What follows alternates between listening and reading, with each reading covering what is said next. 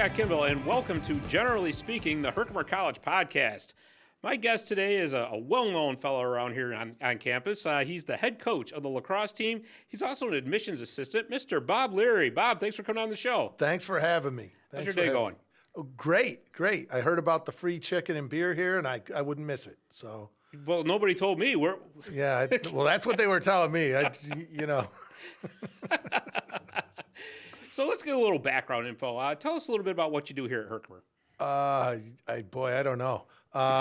Let me see. I'm the lacrosse coach, men's lacrosse coach, and I have been for 3 years now. And I'm the athletic liaison to admissions, which means I'm in admissions, pretty much. That's the long story short. So I also like to use the title Director of Misinformation, because I'll answer a question whether I should be or not. So.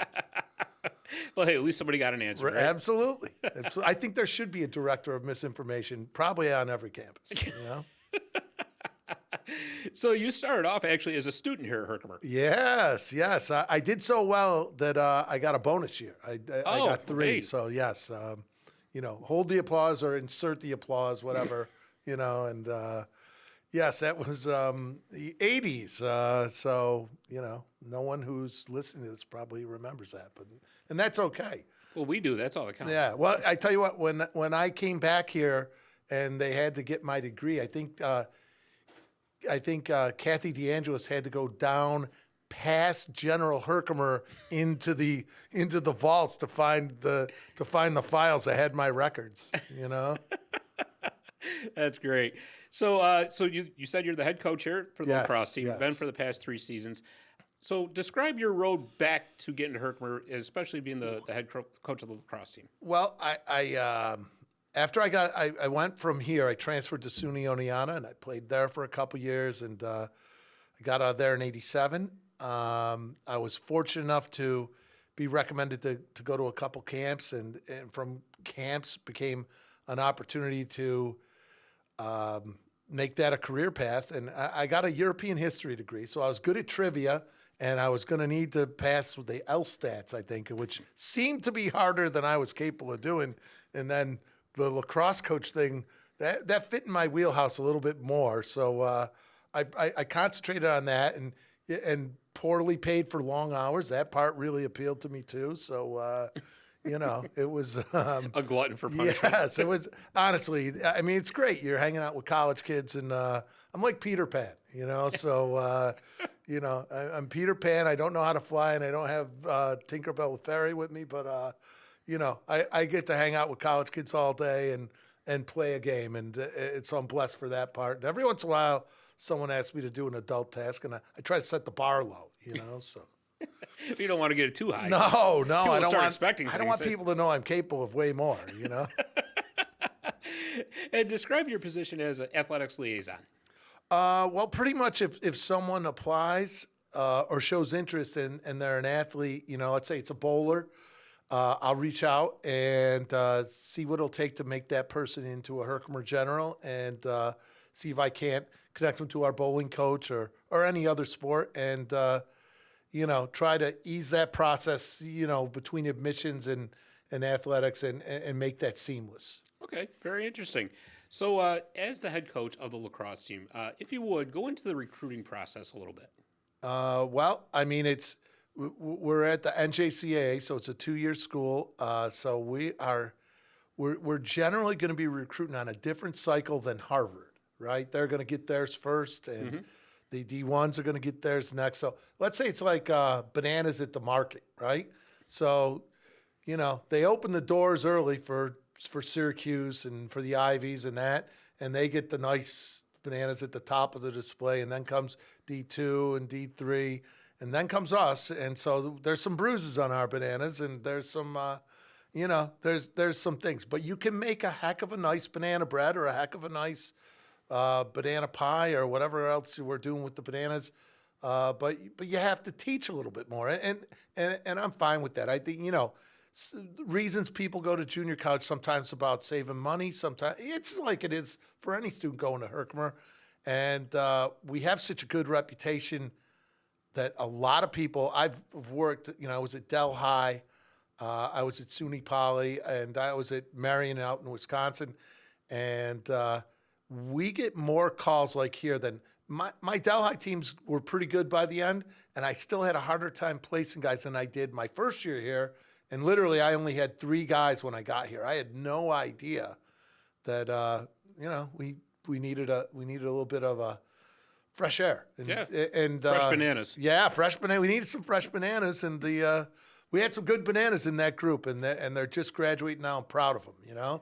That's excellent. That is, and you got your coaching start here at Herkimer, didn't you? Oh yeah. I was an assistant coach in 1989 on the second national championship team, and I helped Coach Wareham with player evaluations for a lot of years. Even when I was coaching somewhere else, I would come here.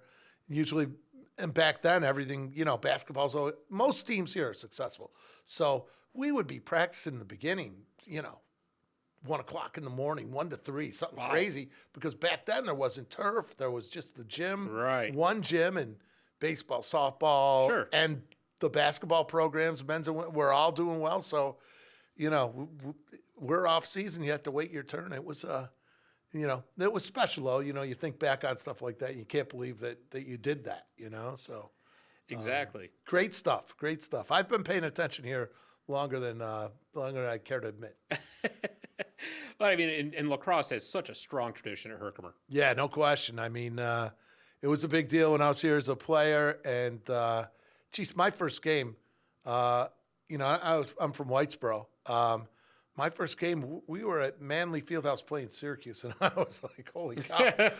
I didn't know I signed up for that. Right? I mean, I figured we'd be playing Hudson Valley. I Sure. mean, I had no idea we'd be doing stuff like that. And Coach Wareham and what he did, it speaks for itself. And it's like standing on the shoulders of giants, literally being the steward of this program. I mean, it's got a history that didn't go away. It just needed to be polished a little, and we need to have people speaking about Herkimer lacrosse again. I think we're on the way.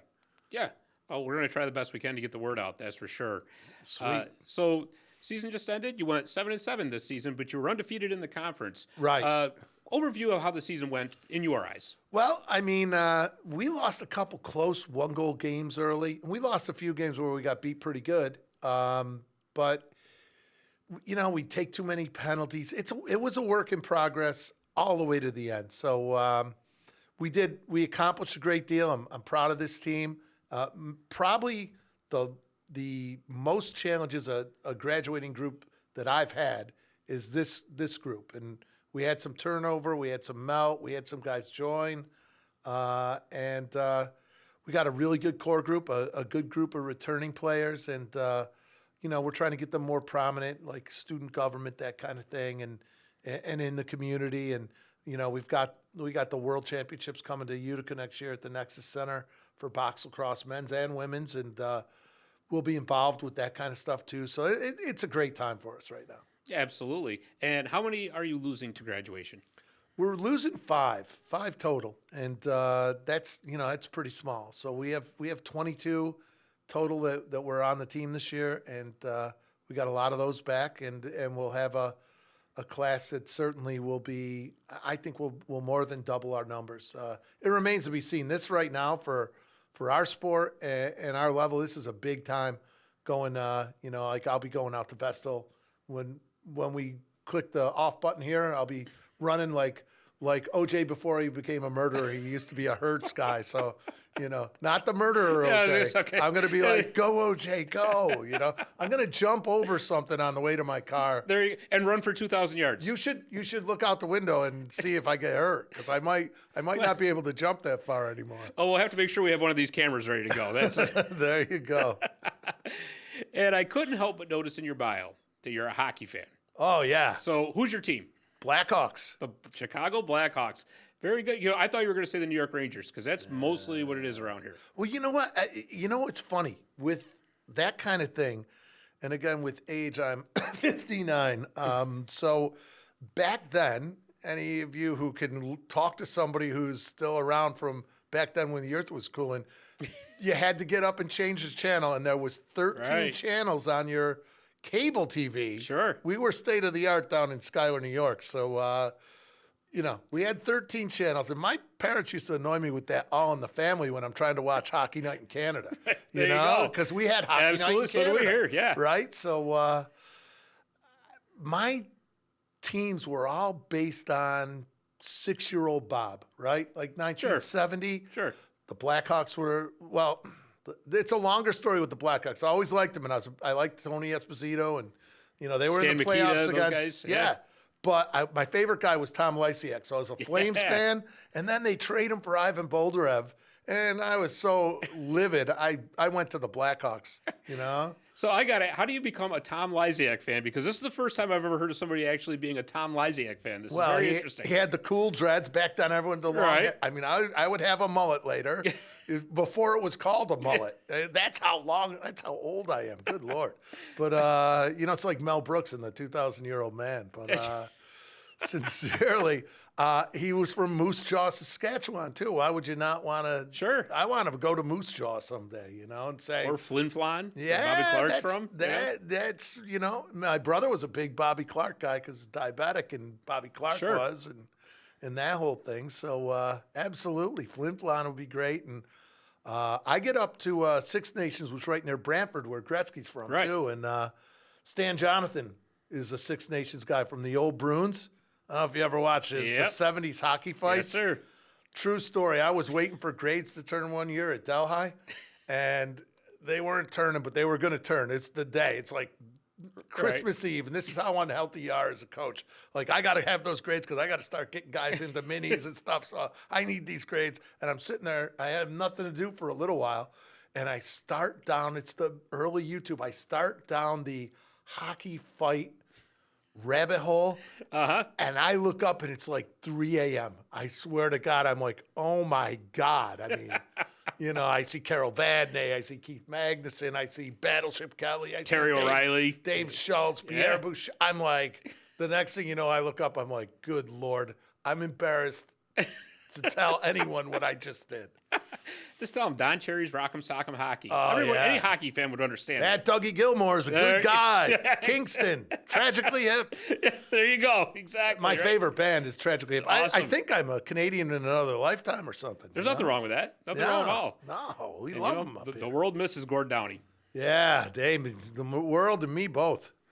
Absolutely. And I grew up a Gretzky fan, so I can sympathize with you because I started off as a big. You ever have a Mr. fan. Big Bar? Like, that's a great candy. Absolutely. Yeah, the best. I had the Wayne Gretzky doll. I'm not afraid to say it. Not afraid.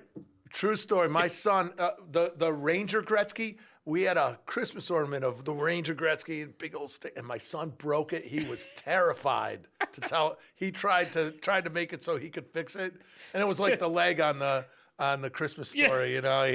He couldn't fix it. You used all the glue on purpose. But Dad, look, it's got texture now. Yeah. Broke the Gretzky ornament. What's the matter with you? Of all the ornaments, right? I know. I'm a big Steelers fan too, though. So we've got plenty of those. There you go. Now, could you imagine that? Mean Joe Green beating Tom Lysiak. Yeah. That probably happened. There you go. Right? Exactly. Absolutely. So, also from our good friend and mutual friend Aaron Alford. Yeah. I found out that you're a huge music fan. Yeah. That's accurate. So, all right. So, hit me. Who's your bands? Well, Tragically Hip's my number one band. I'm a Deadhead. Let me see. Who else is? I've seen Rush a lot of times. I generally tend to be a rock guy, but I certainly I live right on the edge of country. I like New Riders. I like a lot of twangy bands, Americana bands. I love Jayhawks. Love the Jayhawks. That to me is current, which I know it isn't, but to me it's current. So I love to see the Jayhawks. I get to see the Jayhawks, and I like to see dead bands. And there's a few. Wisconsin, when I was out there, they banished all the Deadheads to Madison. I don't know what happened, but they're not in Green Bay or Fond du Lac. And here they're allowed to roam freely about Central New York. They're all over the landscape. They've never come put a net on Don Pino, so. And you did say you got to see the Dead, right? Oh, a number of times, yes. Nice. Yes. As there was a time where I ran from a practice here jumped into a waiting station wagon, and we went to like Atlanta and Virginia Beach. There was a little bit of the tour going on down there, and that was in the 80s, early 80s. But that was when I first got into it. Right. High school, I had my medal years like everyone else, and I lived in Schuyler and went to Whitesboro, so you could get off the bus at the Utica Odd with the note from your mom, and Yep. that's how I found out about Todd Rundgren and Utopia. It's a Wednesday. I had nothing else to do. Journey and Sure. Journey, the Babies, and someone else was a triple bill. I remember that was anytime there was nothing else to do. Right. Ozzy Osbourne, Def Leppard. I remember that one. That was. Well, that was back when big acts used to come through the area, but before they got big, though. And it was a whopping $8 to see Ozzy Osbourne and Def Leppard. Absolutely. Yeah. Like I know John Mellencamp played in Rome a few times. Well, the 96. How about the 96 cents concerts at 4 Acres? I had to stand outside of those because I wasn't old enough yet. But watching like the dog at the kennel. Right? Bring me in. You could sneak through you could sometimes sneak through, but I don't know. The names have been changed to protect the innocent, So. Yeah, I missed the fireworks over Central New York shows. Oh yeah, those were awesome. Yeah, Blue Oyster Cult would come. Yes, fall and spring, right? You could count on Blue Oyster Cult being here and that kind of thing. It was a good era. It was. I miss the '80s so much. I really do. And I'm like you too. But I started off as like the pop rock kind of kid, Sure. And then of course the whole glam metal thing came along. Oh. And I tried to do the mullet too. But back then, believe it or not, I had a really thick head of hair. I do believe. And so what happened was every time I tried to grow it, it like curled up in the back. So I looked like it was that Marlo Thomas, right? That My Girl, Ritter, right? Right. So disappointingly enough, couldn't get it down past my shoulders, which really made me mad. But my father, good. You deserve it. You forget. I don't want to see that anyways. One of those deals. God has a sense of humor too. She's a busy lady, but she's got a sense of humor. I mean, sure. I can grow. I'm blessed. I don't have really gray hair, so to speak, and I still have my hair at 59. That's good, but never. It looks like I'm going to be able to grow a beard, like I'm going to be the leprechaun guy for Notre Dame or something, right? And this one little area is not happening. It's barren there. I'm sorry, sir. You're never going to be able to have a beard. In the meantime, I can grow a handlebar mustache, as you can see. I could make one now. Yeah, there you go. Out of my brows. I need to find an island where a man's wealth is judged by how long he can make his eyebrows, because I'd be like the guy in Kill Bill 2, but the five-finger death punch guy, Really go for it. Make mutton chops along with the hand. There you go. Yeah, I wax these things out, Good Lord. And I could grow gray hair in my ears, only in my ears. They're made of wax. You can't pluck them. And my nose. They'll come out of my nose. It's like, kids, I'm sorry if this is too graphic. We're going to have to put a graphic thing on this. Caution, this is too graphic for a regular audience. Well, my friend, if it doesn't work out for the whole lacrosse coach being there, you could go out to Hollywood. Yeah. I've certainly a unique look. I've been missed by Hollywood. If they need somebody with the eyebrows and the gray coming out of the places it shouldn't be gray, then I'm the guy. Well, getting back to music though, now that we're off on fashion, so to speak. But been to any shows lately? You know what I missed, because we had a lacrosse game and my brother went. I missed Ace Frehley and Angel. Yeah. Who knew they were back around? Right. Someone embalmed those guys. And I was shocked. I think the last show I was at around here, I saw the Jayhawks last year at the Egg, and that was fabulous. And I saw Dark Star when they were in Utica. Not this time because we were out in the Midwest, but I saw Dark Star fairly recently, so that's always a good time. Not enough. Not enough. I love to see the local bands too. I like Monkey and the Crowbar, and of course the Posers. Let's shout out the Posers. Absolutely. How can you not shout out the Posers? Absolutely. We just saw them last Saturday, and they were amazing. Yeah, they were awesome. I wished I could have went, but I didn't get to go, and there were no arrests. That's good. Yeah, from what we know of, anyway. Right. Again, names have changed to protect the innocent. Right. Plausible deniability.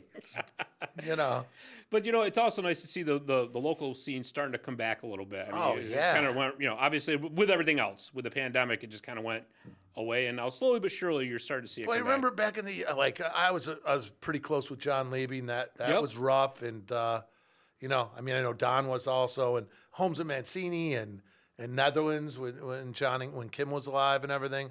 There was a lot of acoustic bands, and then there was like Mere Mortals and like Alpha Centauri Luftwaffe and Taurus. So like Taurus and Taurus, yeah. Tony Taurus and Kelly Yako grew up with me. We're all in the same neighborhood and with my brother and stuff, and that was a riot. The Alligators. We'd be arguing about which guys could beat up the other guys. Like, Van Halen can't take Bachman Turner Overdrive. The stuff you think about as a junior high guy.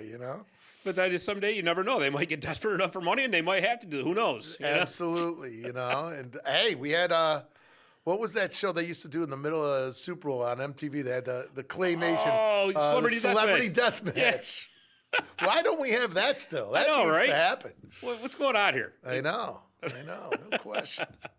Oh, well, I got to tell you, this has been a blast. This has really been a fun time. And I totally appreciate you taking the time to come up here to the station to come talk to us. Happy. This is good stuff. Stuff like this. We need stuff like this at the Herkimer. Yeah, like I said, we're having so much fun doing this and looking forward to continuing it. So before we go, though, just what is it about Herkimer that students should want to come here? Oh, boy. Well, you know what? I mean, I don't think it's changed a lot over the years as far as there's always great staff. They always care. It's an intimate enough setting. They know who you are, for good or bad sometimes. But I think generally speaking, there you go. Yeah, there's a lot of there's a lot of things you can do here at Herkimer, and a lot of things that it's a special place. I don't even know exactly why. It might be the ghost of General Herkimer or Tom LaPuma. I don't know. Jack Aloffs, all the people who went through, and there's another generation of great people. We have great people. I can list on and on about how many great people we have working here, and great people coming through too. I really enjoy the kids that I'm working with. Yeah, absolutely. And like I say, just being a student, I can definitely agree with what you said there. The small class sizes, just the attention you get as a student is second to none. And things like the Academic Success Center, and we try to keep them on track to graduate, and some people resist. I know I would have, and did successfully back in the day. Like I said, you just took the scenic route. That's all. I got the bonus year. That's all. So and I really enjoyed R.J. Lenarsik's classes. So I went into history. I started thinking I was going to try to make money and I was going to try to be an accountant. I found out you had to go a lot, and then there was taking points off for not making a straight line. And what that is a nice way to say to guys like me, you need to switch your man. Yeah, it's time. It's time. Right. You can't do anyone's books. They're going to go to jail and you'll be fleeing the country. Well, I'm glad that you decided to switch your major and that you ended up the way you did, because you were an awesome guest today. And like I said, we appreciate you coming on. Thanks. I appreciate you having me. All right. How much do I owe for this? You owe us a few wins on the lacrosse team next year. How's that? I'll try. That's a lot of pressure. All right. Well, thanks, Bob. Thank you. All right. Okay. That's all the time we got here for Generally Speaking. Thank you for watching and listening, and we will see you next time.